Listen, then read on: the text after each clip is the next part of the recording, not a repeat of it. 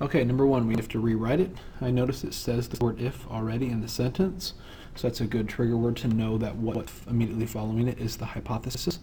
So we can begin with that. If there is lightning,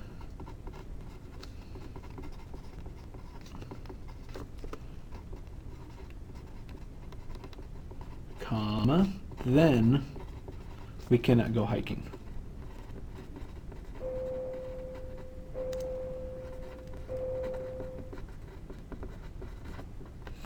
And then number two, they're saying assume that statement that we just said was true, and then assume this is true. If I can't go for a hike, then I can't see beautiful weather. Okay, then down here, we know that there's lightning today. We've got to figure out what the conclusion is. So if there's lightning today, and we said that if there is lightning, then we can't go hiking, and this says if we can't go hiking, then we can't see the beautiful waterfall.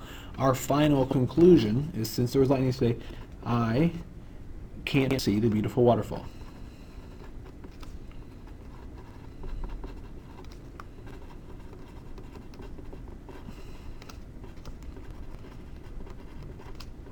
Remember, law of syllogism is kind of like the domino effect. So if we start at the first domino, what's the final conclusion? Yes, it's true that we can't go hiking, but the final conclusion is that that leads us to the fact that we can't see the beautiful waterfall. Okay, now number three. If angle A is 75, then it is acute. Well, 75 degrees is an acute angle. That's true. So converse, we're going to switch the hypothesis with the conclusion.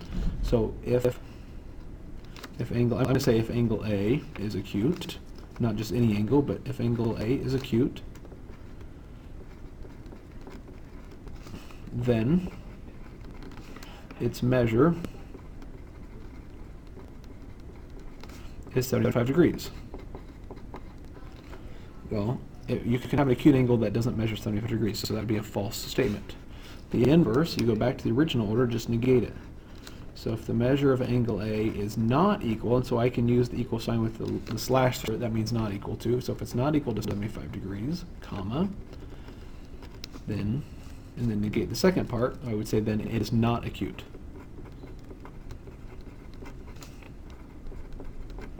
And that's not necessarily true either. If an angle is different than 75, it could still possibly be acute, so that's a false statement.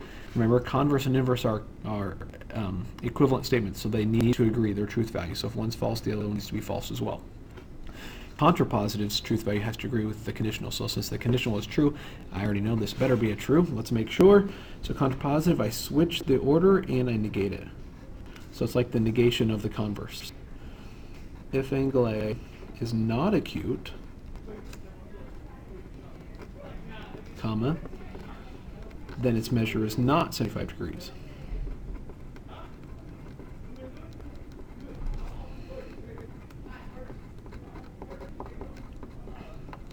And so if angle A is not acute, it's not between 0 and 90, so it's not possibly 75 degrees, so that is a true statement. Number four, choose one of your statements above that is false and provide a counterexample. I might choose my inverse. All right, so I'll use my converse.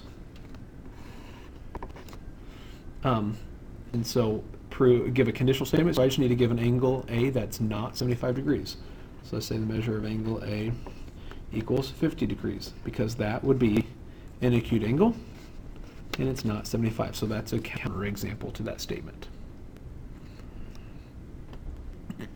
Number five, I've got an equation to solve. My first step is I'm going to subtract 7x from both sides, giving me 8x minus 12 equals 28. So I did subtraction property of equality, POE. Then I would add 12 to both sides, giving me 8x equals 40. That was the addition property of equality, or addition POE. Then I would divide by 8, giving me x equals 5. That was the division property of equality.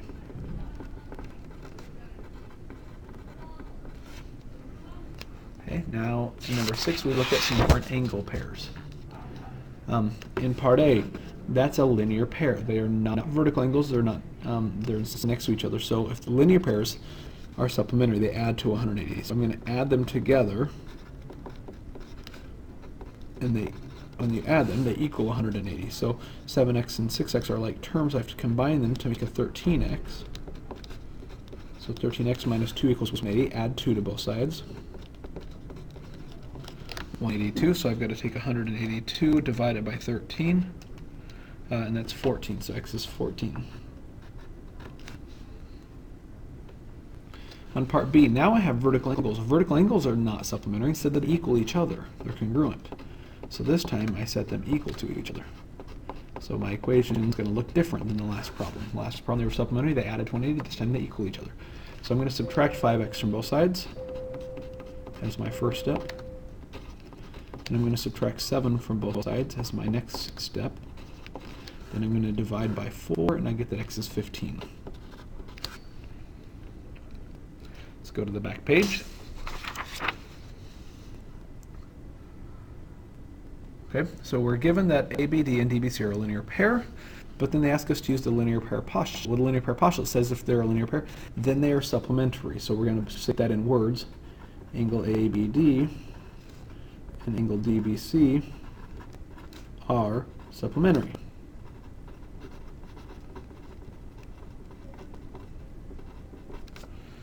And then they want us to apply the definition of supplementary. Definition of supplementary, if you looked it up, it says if two angles are supplementary, their measures add to 180 degrees. So I put an M in front of the angle, because I'm talking about their measure. So I'll list both angles. And it says they add. So instead of writing and in between, I add. So plus, and it says they add to 180. So it equals 180 degrees. There's my statement. Next statement, notice they kept the 180. From the line above it, they kept the measure of angle DBC. The only thing that happened is they replaced ABD with 120.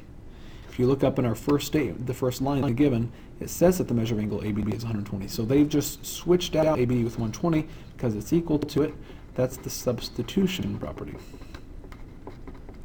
of equality, or POE. And so now I can solve for measure of angle DBC by subtracting 120 from both sides, leaving me with 60 degrees, and that was the subtraction property of equality.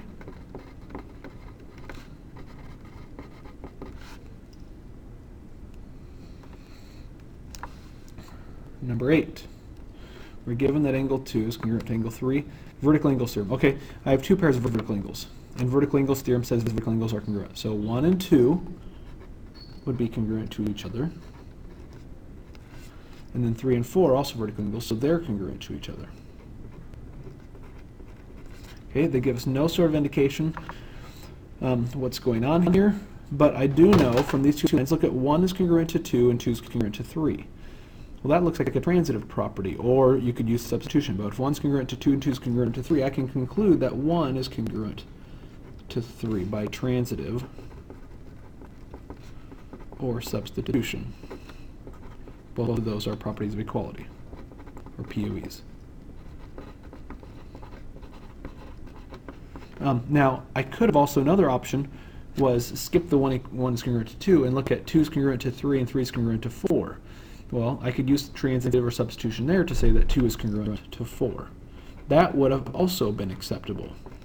Either one of those is okay. You don't need both, you need one of them. Then, if 1 is congruent to 3, and 3 is congruent to 4, we know that 1 is congruent to 4. Or, if we said 2 is congruent to 4, and 3 is congruent to 4, then, or sorry, 2 is congruent, sorry, let me go back. If 1 is congruent to 2, and 2 is congruent to 4, there's the 2 that's repeated, we could conclude that 1 is congruent to 4. So either way, whether, depending on which of the two we started with in the previous step, we can conclude that 1 is congruent to 4 by transitive or substitution.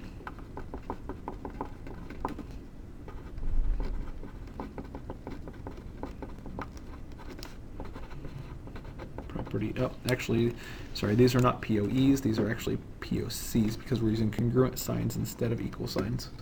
So property of congruence, both of those lines. Not a huge deal, I'm not going to get terribly picky about that. And then number 9, use the picture on the right to answer and explain the following. So they say BAD, so this angle here is a right angle. Good to know. And CAE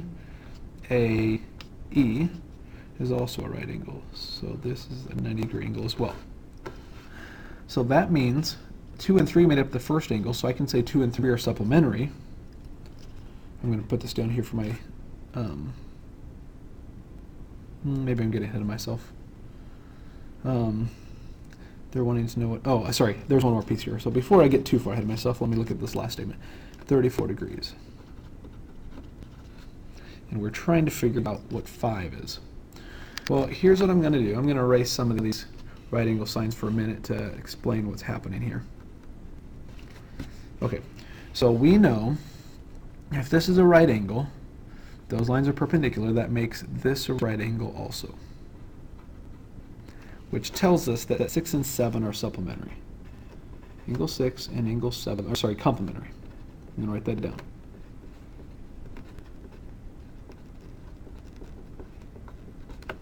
Okay, so let me erase that now that we've established that, because I don't want to get those boxes confused with the next step.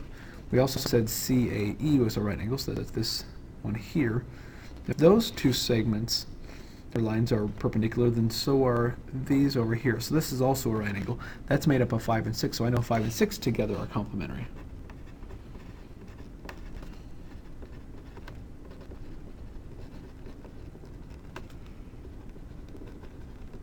Notice the repetition. 6 shows up in both of those. 6 is complementary with 7. 6 is also complementary with 5. We had what was called the congruent complements theorem that says if two angles, in this case 5 and 7, are both complementary to the same thing, both 6, then they're congruent to each other.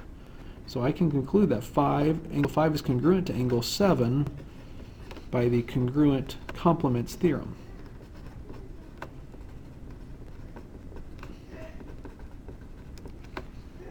They're both complementary to 6. That makes them congruent to each other. So if I know that 7 was 34 degrees, I know that 5 has to be the same, has to be 34 degrees as well, so that answers the question up here, that 5 was a 34-degree angle. All right, thanks for watching.